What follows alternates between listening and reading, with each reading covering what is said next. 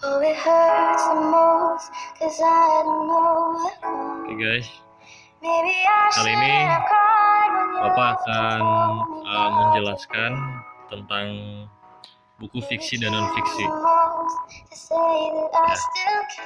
Mungkin dulu pernah kalian lihat di YouTube yang Bapak kasih linknya.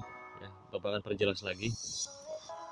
Bapak akan menjelaskan utuh bab 9.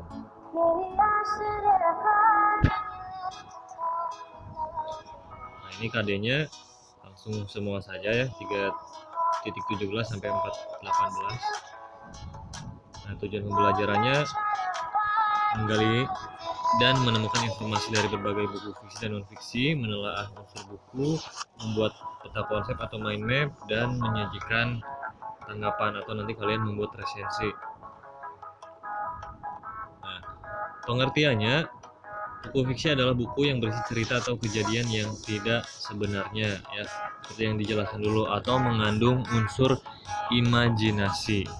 Ya, sedangkan buku non-fiksi itu berisikan kejadian yang sebenarnya, ya. Nah, ini kalian bisa lihat contohnya. Ini buku fiksi, ada cerita anak, dongeng, novel, cerpen, komik juga ya. Nah, sedangkan non fiksi kalian bisa lihat contohnya buku bahasa Indonesia, ini biografi Habibie, terus ada tentang perubahan sosial, ensiklopedia bahasa Indonesia, itu contohnya ya. Lanjut. Nah, ini langsung saja kalian bisa lihat, ini ada unsur buku non fiksi dan unsur buku fiksi. Nah, kalian bisa lihat di non fiksi ada cover, rincian subbab, judul subbab, isi buku, cara menyajikan buku, bahasa yang digunakan, sistematika penulisan. Sedangkan di unsur buku fiksi ada bagian cover, subbab, judul buku, tokoh dan penokohan, tema, bahasa, penyajian alur. Ada sedikit perbedaan ya, nanti kalian harus simpulkan itu. Nah, kemudian hubungan antar unsur dalam buku fiksi dan non fiksi. Nah, unsur yang sama-sama dimiliki buku fiksi yaitu ada tentu ya sampul atau cover, ada subbab dan juga judul subbab. Nah, ini udah tadi ada di gambarnya ya, kalian sudah bisa lihat contohnya. Nah, ini kalau kita rangkum lagi ya, contoh-contohnya lagi. Next. Nah, ini tidak usah ya karena sekarang kita sedang PSBB, yang ini kita lewat saja.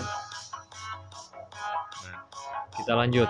Nah, teknik mencatat informasi dalam buku ya. Mungkin kalian pernah membaca dalam buku itu ada istilah glosarium ya. Nah, ini glosarium itu yaitu kata-kata yang termasuk kata istilah yang ada dalam buku non fiksi ya. Biasanya dalam buku fiksi itu tidak ada, tapi dalam buku non fiksi. Nah, itu untuk mencatatnya kalian tentukan kata istilah yang Anda dicari, kemudian cari halaman penggunaan kata istilah itu, pahami penggunaan katanya, dan juga catatlah bagian-bagian penting dari penggunaan istilah itu.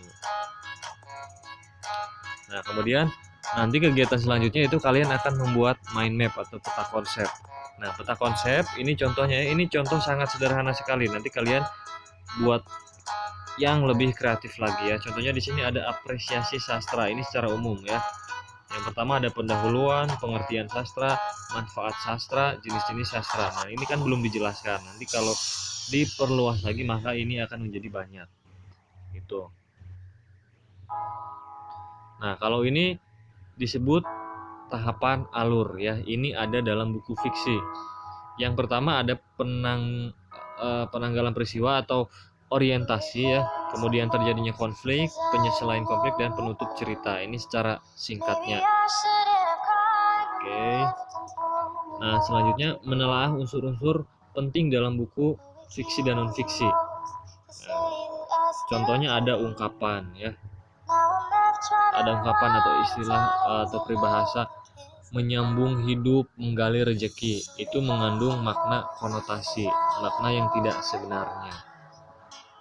Ya. Nah, ini unsur-unsur buku fiksi. Di sini ada tokoh, latar, amanat, gaya bahasa atau majas ya, yang sudah Bapak ajarkan banyak sekali, alur dan juga tema.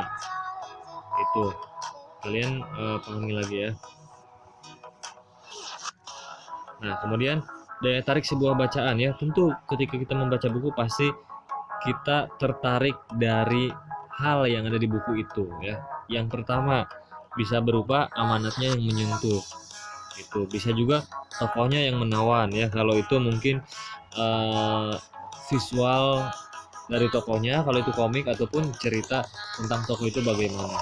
Kemudian bisa juga latarnya mengesankan, alurnya yang menegangkan ataupun tema yang unik ya, ada horor segala macam.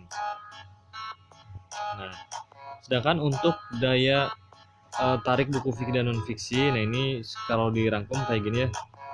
Maka kalau di fiksi itu ada tema, amanat, penokohan, alur, latar.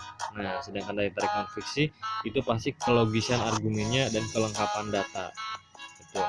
Kalau kita membaca tentang biografi, pasti kita akan lebih suka buku biografi yang sangat detail. Nah, ini contoh membuat mind map ya, atau peta konsep. Nah, nanti Bapak harapkan kalian bisa membuat mind map yang seperti ini ya. Sekarang banyak waktu, silahkan kalian tentukan ya mau dari buku apa. Untuk sekarang buku non fiksi dulu ya, buku non fiksi buat peta konsepnya. Nah, seperti ini kira-kira, ataupun bisa contohnya cuma satu ini aja nih. Nah, bisa seperti ini ataupun kreativitas kalian, silahkan ya, lebih bagus lagi silahkan, lebih baik itu. Oke, jadi tugasnya kalian membuat peta konsep dari buku non fiksi ya. Dari buku non fiksi silahkan bisa buku apa saja, buku pelajaran, buku sejarah, buku apapun ya, yang penting non fiksi berupa fakta. Buat peta konsepnya, nanti Bapak akan kasih link untuk mengumpulkannya ya. Ingat, ini akan dinilai, jangan sampai lewat tempo pengumpulan.